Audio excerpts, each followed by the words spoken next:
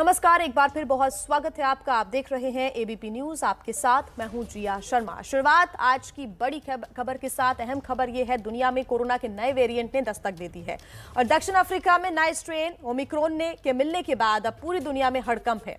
WHO इसे तेजी से फैलने वाला वायरस बता रहा है। भारत में भी इसको लेकर प्रधानमंत्री एक्शन में है। अब से थोड़ी ही देर में पीएम मोदी कोरोना के हालात और वैक्सीनेशन के मुद्दे पर बड़ी बैठक कर रहे हैं। इस बैठक में कैबिनेट सेक्रेटरी राजीव गौबा, नीति आयोग के सदस्य वीके पॉल, पीएम के प्रधान सचिव पीके मिश्रा भी मौजूद हैं। ये बैठक शुरू हो चुकी है। ये भी आपको बता दें कि इस बैठक में प्रधानमंत्री को ओमिक्रॉन इस नए वेरिएंट के बारे में जानकारी दी जाएगी। कौन कौन इस बैठक में मौजूद रहेगा बता रहे हैं आपको। राजीव गौबा कैबिनेट सचिव मौजूद रहेंगे, पीके मिश्रा प्रधानमंत्री के प्रधान सचिव हैं, वो भी इस बैठक में मौजूद रहेंगे। साथ ही राजेश भूषण स्वास्थ्य सचिव हैं और ये बड़े अधिकारियों के साथ बैठक प्रधानमंत्री की हो रही है। Doctor VK Paul NITI Aayog के सदस्य हैं, वो भी इस बैठक में मौजूद रहेंगे। और आइए इसी नए वेरिएंट को समझ लेते हैं। क्या दिक्कतें हो सकती हैं, क्या सावधानियां बरतनी चाहिए और है क्या आखिर ये नया वेरिएंट। आइए डॉक्टर से हम जान लेते हैं। डॉक्टर अंशुमन हमारे साथ जुड़ गए हैं। डॉक्टर अंशुमन, सबसे पहला सवाल तो मेरा यही है कि आखिर ये नया वेरिएंट ओमिक्रॉन जिसको नाम दिया गया है, ये आखिर है क्या?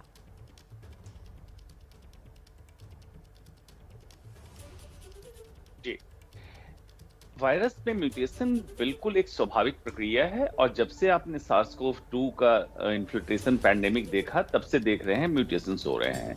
लेकिन वो म्यूटेशन हमारे लिए वेरिएंट ऑफ कंसर्न माना जाता है जिससे कहीं भी आपदा की स्थिति बन सकती है, जिसमें ओमिक्रॉन है। इसका टेक्निकल पहले न्यूमेरिकल वैल्यू दिया गया था B 1.1.529 और कल WHO की मीटिंग में फाइनल किया गया, क्योंकि ग्रीक सिस्टम से नॉमेनक्लेचर चल रहा था, alpha, beta, gamma, delta, lambda और उसके बाद संख्या में आता ओमिक्रॉन, इसलिए इसका नाम दिया गया ओमिक्रॉन। मेनली साउथ अफ्रीका से निकला, जिसमें बोत्सवाना, जाम्बिया, इन सारे कंट्री से निकलता हुआ इजराइल और उन सब कंट्री में देखा गया। इस वायरस के म्यूटेशन की खास बात यह है, अभी तक जितने म्यूटेशन हुए थे सबसे अधिक म्यूटेशन की संख्या इसमें पाई गई।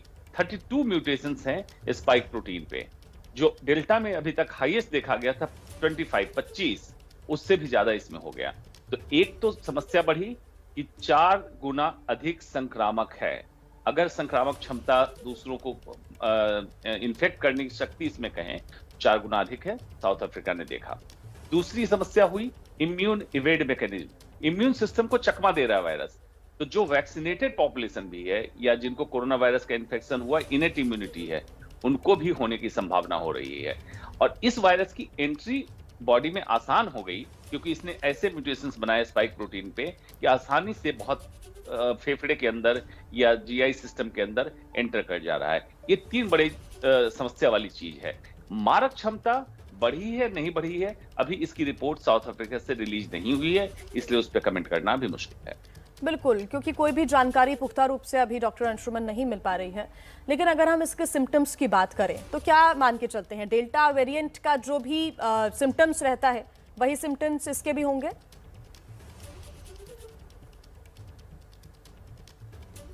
जी, सिम्टम्स बिल्कुल वही है। सिम्टम्स में कोई भी चेंजेस नहीं है। पल्मोनरी सिम्टम्स मतलब वही खांसी, सांस में तकलीफ और यही सिम्टम्स मेन इसमें है। लेकिन जो चेंजेस डेल्टा वेरिएंट पे हमने देखे थे इस वेरिएंट में भी है।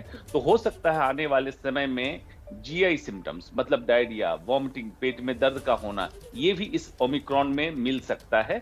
अभी तक रिकॉर्ड में नहीं है, अभी तक सिम्टम वही है जो डेल्टा में हुआ करता था। जी, वैक्सीन की हम बात कर लेते हैं, क्योंकि WHO ने कहा है कि डरने की जरूरत है और पूरे दुनिया को, पूरे देश को, भारत को भी चेताया है।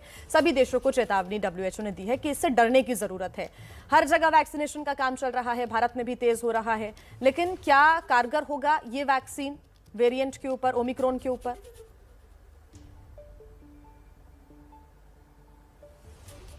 देखिए, जब से वैक्सीन लॉन्च हुआ, खास करके हम तो अब भारत की बात करें जनवरी 2020, तब से हम लोगों की ये 2021, तो हम लोग की एक समस्या चल रही थी, अगर वैक्सीन वेलोसिटी हम बढ़ा दें, वैक्सीन की रफ्तार बढ़ा दें, तो वायरस को म्यूटेट करने का समय कम मिलता है।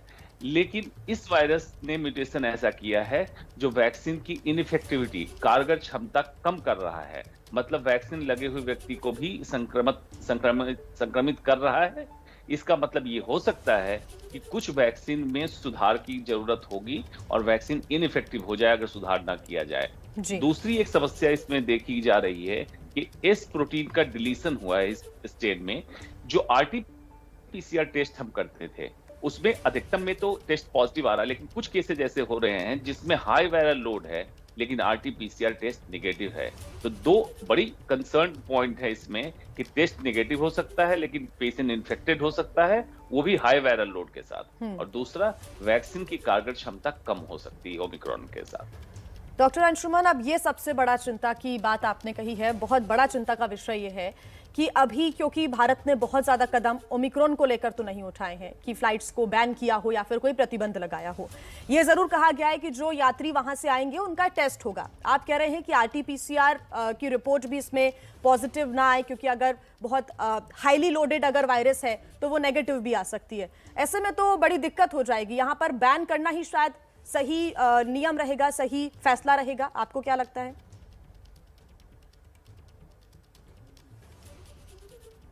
बिल्कुल बेबाकी से मैं इस बात को कहूंगा कि फ्लाइट बैन करना ही तरीका है, स्क्रीनिंग तरीका नहीं है इसका। नंबर 1, डेल्टा में भी बहुत सारे केस ऐसे देखे जाते थे, आरटी-पीसीआर नेगेटिव होता था और पेशेंट सिम्प्टोमेटिक होता। ओमिक्रॉन में ये ज्यादा है, तो स्क्रीनिंग आप भूल जाइए।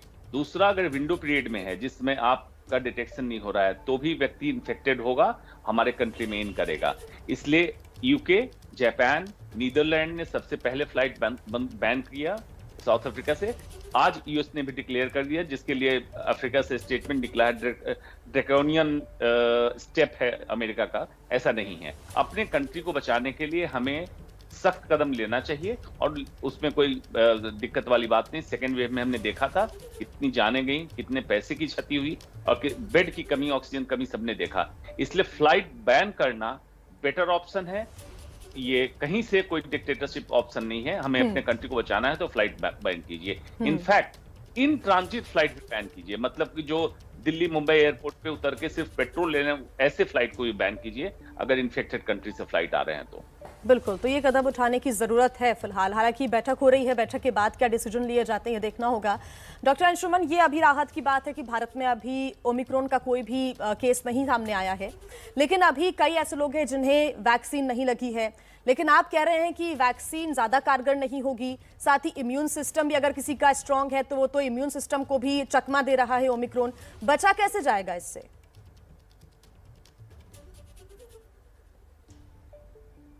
बचने के अभी भी वही 3 तरीके हैं, कोई बदलाव नहीं हुआ है। Distancing, mask and sanitation. Vaccine में इफेक्टिविटी कम होगी, मतलब जो डेल्टा से प्रोटेक्शन रेट जितना था उससे प्रोटेक्शन रेट कम हो जाएगा, लेकिन वैक्सीन अभी भी कारगर है। मतलब बिल्कुल नाकामयाब हो चुकी है वैक्सीन ओमिक्रॉन के खिलाफ, ऐसा नहीं है। इसलिए वैक्सीनेशन प्रोसेस, वैक्सीनेशन की वेलोसिटी, जो रफ्तार चल रही है हमारी, हो सके तो उसको और बढ़ा लें, ज्यादा से ज्यादा लोग वैक्सीनेट हों और जिनको वैक्सीन हेजिटेंसी की बात है वो जरूर करें। नंबर 2, यूनाइटेड किंगडम ने हेल्थ केयर वर्कर को सबको बूस्टर डोज लगा दिया। उनके ट्रायल पूरे हो गए, उन्होंने लगा दिया और अब ओपन पब्लिक के लिए भी ओपन कर दिया है, बूस्टर डोज लगवाइए। हमें उस पर भी ध्यान देना चाहिए कि जिनको वैक्सीनेशन नहीं हुआ उनको वैक्सीनेशन जल्दी करें और बूस्टर डोज के ट्रायल को कंप्लीट करके बूस्टर डोज की बात शुरू कर दी जाए। बिल्कुल डॉक्टर अंशुमन, बहुत धन्यवाद आपका हमारे साथ जुड़ने के लिए और जानकारी साझा करने के लिए। देखिए, डॉक्टर अंशुमन भी यही चेतावनी देते नजर आ रहे हैं कि ओमिक्रॉन 4 गुना ज्यादा खतरनाक है। ऐसे में बचाव के तरीके, वैक्सीनेटेड अपने आप को कराएं, साथ ही सोशल डिस्टेंसिंग का पालन करें। बाहर जा रहे हैं तो मास्क को अपने साथ लेना बिल्कुल ना भूलें।